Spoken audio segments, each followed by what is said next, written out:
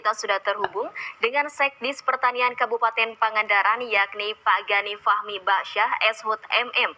Tema yang akan kita angkat kali ini yakni mengenai pengembangan sektor pertanian di Kabupaten Pangandaran. Assalamualaikum warahmatullahi wabarakatuh. Selamat sore Pak Gani.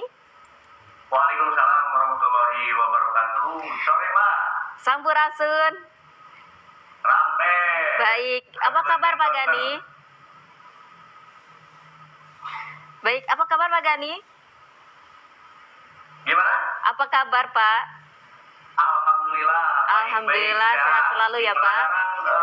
Cuaca cukup sejuk karena mendung tetapi tidak terlalu panas di sini sekarang. Biasanya panas, terik. Jadi alhamdulillah weekend ini para pengunjung bisa nyaman menikmati indahnya pantai Pangandaran, Pak.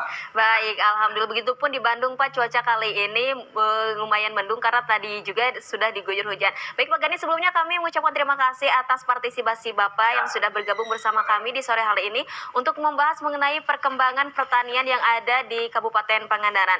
Nah, untuk yang pertama kami ingin mengetahui Pak, bagaimana sih kebijakan pengembangan sektor pertanian yang sudah dilakukan selama ini di Kabupaten Pangandaran sendiri?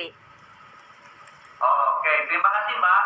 Di Kabupaten Pangandaran ini alhamdulillah dengan tipologi, topografi, geografis yang memang cukup baik, dengan keanekaragaman biodiversity yang cukup bagus ya, mulai dari hutan pantai, mangrove, dataran rendah sampai dengan dataran tinggi. Alhamdulillah sektor pertanian ini bisa memberikan kontribusi yang nyata bagi masyarakat Kabupaten Pangandaran. Seperti halnya di pesisir pantai ini produksi perkebunan ya. Jadi komoditas kelapa di Kabupaten Pangandaran ini cukup lumayan memberikan perputaran ekonomi. Bahkan di Kabupaten Pangandaran ini dengan tipologi hutan pantai dengan tanaman kelapa, Kabupaten Pangandaran ini bisa mampu menghasilkan sekitar 76.000 ton gula kelapa dan sekitar 80 juta butir ya setiap tahunnya gitu. Itu untuk di sektor perkebunan.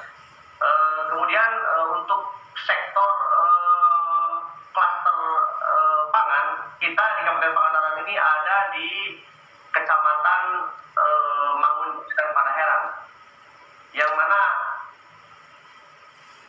luasan sawahnya itu sekitar 16.567, sehingga kami di sini dengan jumlah penduduk sekitar 400 ribuan untuk pangan mengalami surplus Pak, Mbak, sekitar 80.000 ton. Tetapi tidak menutup kemungkinan juga kita juga untuk memenuhi pengunjung ya, dalam kurun waktu 1 tahun ini sekitar 4 juta pengunjung. Kalau misalkan dirata-ratakan kebutuhan beras ini 0,3 kilo, jadi kebutuhan pangan, ketersediaan pangan di Kabupaten Pangandaran masih bagus gitu, masih terpenuhi. Untuk di dataran tinggi kami memiliki komoditas unggulan yaitu kapulaga. Alhamdulillah di Kabupaten Pangandaran ini Dinas Pertanian telah membuat yang namanya BUMP, Badan Usaha Milik Petani, dan BUMP ini bekerja sama dengan salah satu pengusaha untuk kontrak kapulaga sebanyak 4.000 kilo, 4 ton kapulaga kering gitu, yang mana ini diekspor ya dari pengusaha CP Suwarna Indo Semesta ini, yang kapulaga yang dari Kabupaten Pangandaran ini untuk dijual keluar gitu ya, diekspor dengan harga sekitar 70.000 sampai dengan 80.000. Itu mungkin kebijakan mulai dari dataran rendah gitu ya, untuk pengembangan pertanian sampai dengan dataran tinggi. Baik, gitu, Pak Gani. Jadi seperti yang kita ketahui bahwa Kabupaten Pangandaran ini tentu saja terkenal dengan sektor pariwisata, yakni laut dan juga hasil ikannya yang melimpah ya Pak ya. Namun ternyata setelah tadi sudah Bapak bahas, ternyata dari sektor pertaniannya pun tidak kalah melimpah, sangat mempunyai kontribusi terhadap PAD. Lalu Pak, secara menyeluruh nih, bagaimana sih kontribusi sektor pertanian terhadap PAD di Kabupaten Pangandaran secara keseluruhan? Sudah sampai mana Pak? Secara keseluruhan tadi saya sampaikan sampaikan bahwa dengan ketersediaan pangan yang ada, ketika pengunjung ini dalam kurun waktu saat ini, walaupun weekend, weekday ya gitu, kita berkontribusi dalam ketersediaan pangan, sehingga dalam rangka membantu peningkatan pendapatan asli daerah yang kita set ya di Dinas Pariwisata ini, kita di sektor pertanian bisa berkontribusi baik dalam rangka menyediakan kebutuhan pangan dan kebutuhan buah-buahan dan hortikultura. Seperti contoh begini Mbak, di salah satu kecamatan di Kalipucang ya, ada di Desa Banjarharja itu memiliki luas lahan sekitar 60 hektar, itu tanamannya itu ditanami sawo. Itu memiliki potensi dalam kurun 1 tahun itu 120 ton, dan memang sudah hampir 10 tahun ya.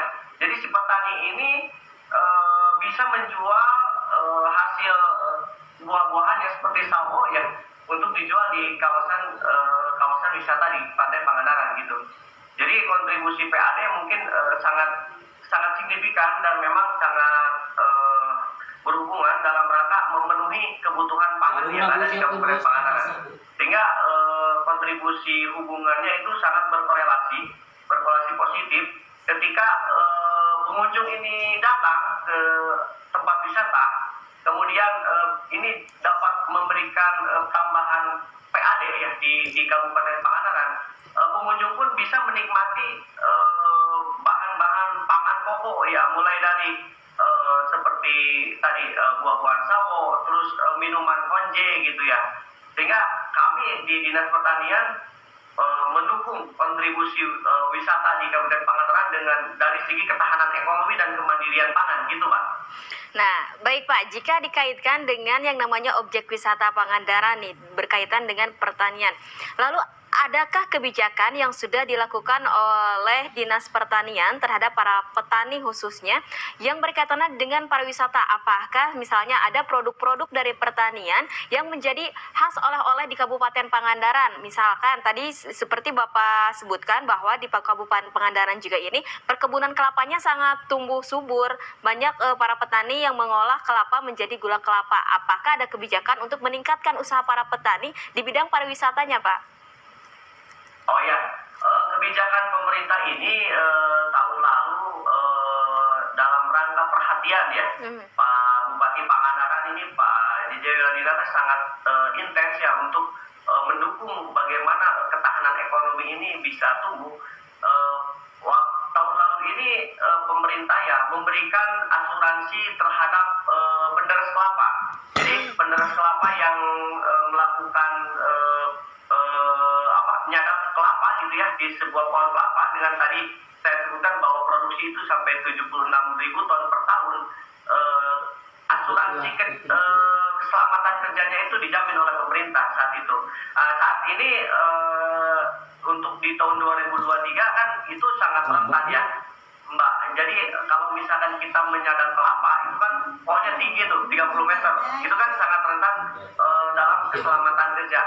Di 2023 ini pemerintah Kabupaten Pangandaran pun ada yang namanya santunan ketika si penderes kelapa ini misalkan jatuh gitu ya dari kelapa, dari pohon kelapa, sehingga kita menjamin keselamatan kerjanya gitu di Pemda. Kemudian salah satu sektor unggulan ya seperti halnya tanaman tadi saya sampaikan, mungkin di salah satu dataran tinggi di Kabupaten Pangandaran ini, di Kecamatan Langkah Pelajar, ada yang namanya tanaman honjelaka. Ini tanaman honjelaka menjadi minuman pembuka gitu di beberapa hotel ya, seperti halnya di hotel beberapa hotel yang memang berbintang gitu ya, untuk kita bisa menikmati minuman-minuman asli khas gitu ya, honje itu Pak mungkin komoditas unggulannya ya. Baik. Pak, selain tadi sudah ada yang namanya upaya dalam melindungi para petani kelapa yang sudah dilakukan oleh pemerintah Kabupaten Pangandaran. Saya sempat KKN juga di Pangandaran, yakni di daerah Kertamukti, di daerah yang salah satunya adalah penghasil pembuat gula merah. Nah, yang dikeluhkan oleh para petani ini yakni adanya katanya tengkulak yang mengambil keuntungan terlalu besar, sedangkan penghasilan kepada para petaninya harganya sangat sedikit sekali.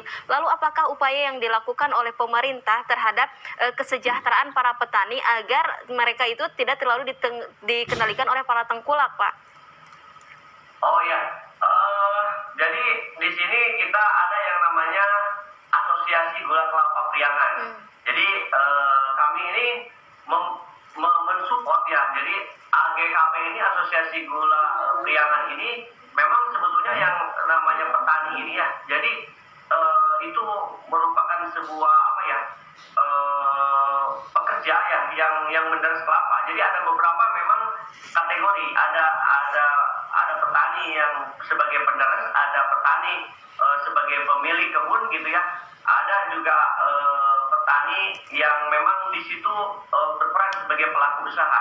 Bagaimana pemerintah melakukan sebuah kebijakan supaya harga ini mampu dilindungi? Salah satunya adalah kami di Dinas Pertanian ini kemarin membuat yang namanya persemaian nursery untuk pengembangan bibit pembibitan kelapa.